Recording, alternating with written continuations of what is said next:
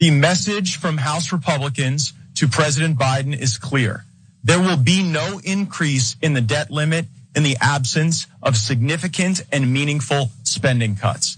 Republican lawmakers are still planning to hold the debt ceiling hostage unless Democrats agree to cutting popular social safety net programs, which would be a bad idea. Luckily, the White House seems to reject this notion. We'll see how it actually plays out. Did Americans really get a lot of assistance during the coronavirus pandemic?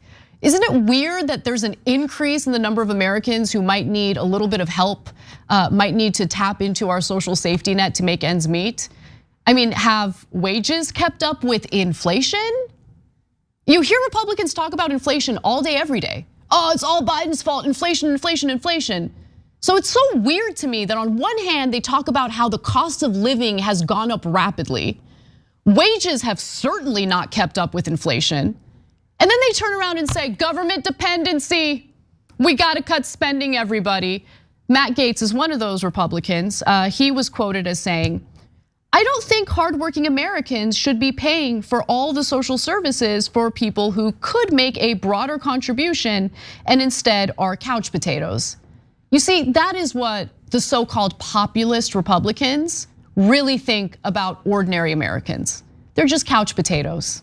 4 people lost their lives in Kentucky and another 8 were injured. The shooter is dead as well. We, of course, want to take time to mourn the loss of innocent life, but we should not wait in acting to prevent these frequent aggressive acts from happening in the future. Democrats want to blame guns, of course, but we know it's not that simple. It's misguided even. Your grandparents used to be able to order mail order automatic weapons. And when the Second Amendment was written, the American people, such as they were, could own cannons. No mass shootings back then. The Democrats are purposefully riling up their nutty shock troops in hopes that they will terrorize normal Americans into submission. Rand Paul was assaulted by his riled up neighbor. A congressional baseball practice was shot up by a riled up Bernie bro. You just heard the voicemail left from me, and more will come. It's the Democratic Party and Big Pharma that are unleashing the crazies on you, and nobody seems to have a solution for it. Actually, there have been many solutions, including funding mental health care. Single-payer healthcare system would actually solve a lot of our societal ills, but we can't do that. By the way, when it comes to funding mental health care, I believe Matt Gaetz had the opportunity to vote in favor of allocating the resources for that, but didn't choose to vote yes on that bill. So not at all concerned about mental health care. They love to invoke the need for mental health care after a mass shooting, but they never mean it. And why is he bringing up political violence when this mass shooting had nothing to do with political violence at all?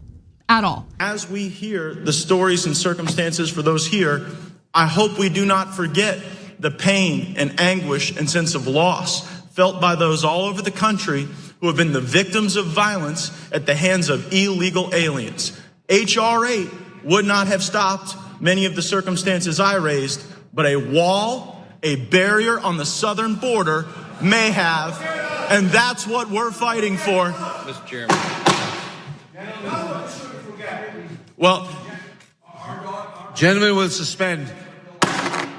So again, I hope that we'll deal with all of the drivers of violence. The greatest driver of violence in the circumstances that I indicated was not the firearm. It was the fact that we have an immigration system that allows people to come here violently. We engage in. There will be no comments or demonstrations, please. So this is a House meeting about how gun violence is, destroying the lives of countless Americans right now.